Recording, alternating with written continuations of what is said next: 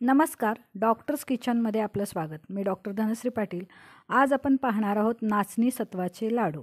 हे बहुगुणी असे हे लाडू आहेत जे लहान मुलं, त्यानंतर स्तनदा माता, त्याचबरोबर पेरीमेनोपॉजल म्हणजे पाळी जात आलेल्या ज्या महिला आहेत किंवा जाण्यापूर्वी जी लक्षणं तयार होतात अशा महिलांसाठी अतिशय उपयुक्त.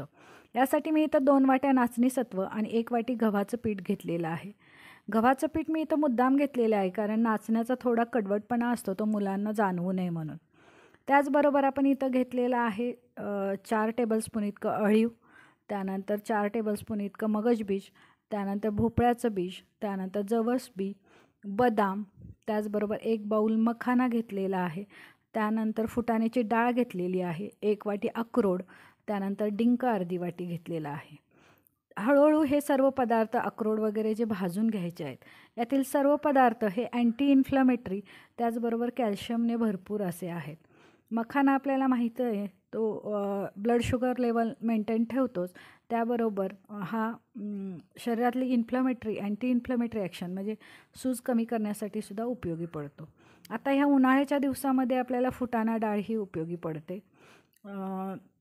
त्याचबरोबर इतर जी जवस बी वगैरे आहे ते आपण हलकंसं इथं भाजून घेतलेलं आहे. हे सर्व एक एक करून कोरडंच आपण भाजून घ्यायचं आहे. त्यानंतर कढईमध्ये थोडं तूप घालून मी इथं डिंक फुलवून घेतलेला आहे. थोडा व्हिडिओ कॅमेरा हलल्यामुळे ते आपल्याला व्यवस्थित दिसत नाही आहे, पण असं थोडा करून अर्धी वाटी तुपामध्ये देशी गाईचं तूप मी इथं वापरलेलं आहे, त्यामध्ये आपण डिंक हा फुलवून घ्यायचा आहे छानपैकी. त्यानंतर आपण यातील जे सर्व पदार्थ आहेत ते जाडसर असं भरड चूर्णामध्ये आपण वाटून घेणार आहोत. डिंक हा कॅल्शियमने भरपूर असा असतो. त्याचबरोबर अक्रोड म्हणजे नट्स सगळे जे आहेत हे अँटी इन्फ्लमेटरी असतात आणि जे हॉट फ्लसेस वगैरे होतात त्याच्यासाठी ह्याचा चांगला फायदा होतो. अशा पद्धतीने हे सर्व जाडसर इथं मी वाटून घेतलेलं आहे बघा. प्रत्येक पदार्थ हे अक्रोड आहेत, त्यानंतर हा डिंक आहे, तुपात भाजल्यामुळे थोडंसं पातळ. डिंक असं थोडं कचकच लागला तर बऱ्याचदा मुलं खात नाहीत. त्यानंतर हे कढईमध्ये कोरडंच आपण हे पीठ हलकंसं भाजून घेणार आहोत मंद आचेवर. मी इथं चुलीवरच्या निखाऱ्यांचा उपयोग केलेला आहे जेणेकरून ते असं खमंग भाजलं जावं आणि त्याला वास खूप सुंदर येतो त्या लाडवांना. मग असं कोरडं एक 5 ते 10 मिनटं आपण कोरडं भाजलं की त्यामध्ये 1 फुलपात्र, आपण एकच प्रमाणातलं फुलपात्र घेतलं आहे बघा. ज्या फुलपात्रानं 3 वाटी पीठ घेतलं त्याच फुलपात्रानं मी इथं 1.5 वाटी तूप घेतलेलं आहे. अर्धी वाटी मी डिंक भाजायसाठी वापरलं आणि इथं 1 वाटी मी ह्या आता हलकं ते पीठ भाजून झालं त्यात 1 वाटी हे तूप घातलेलं आहे. त्यानंतर मंद आचेवर असं हे अगदी व्यवस्थित भाजून घ्यायचं आहे.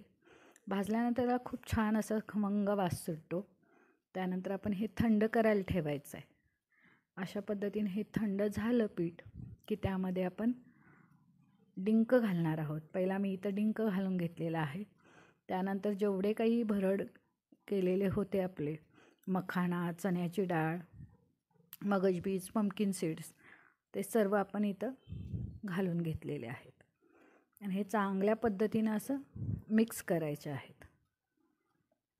त्यानंतर आपण हलक्या हातानं मिक्स करत सर्व पदार्थ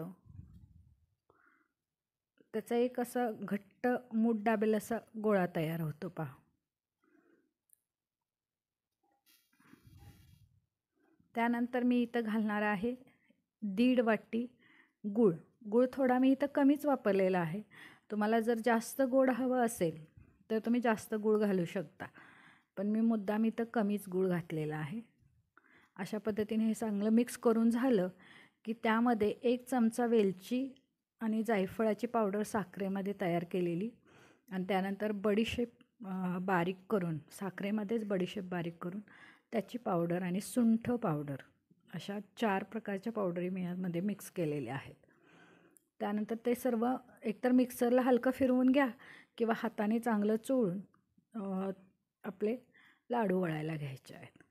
अशा पद्धतीनं उन्हाळ्याच्या दिवसात अतिशय पौष्टिक असे हे सर्वांसाठी लाडू खायला तयार होतात.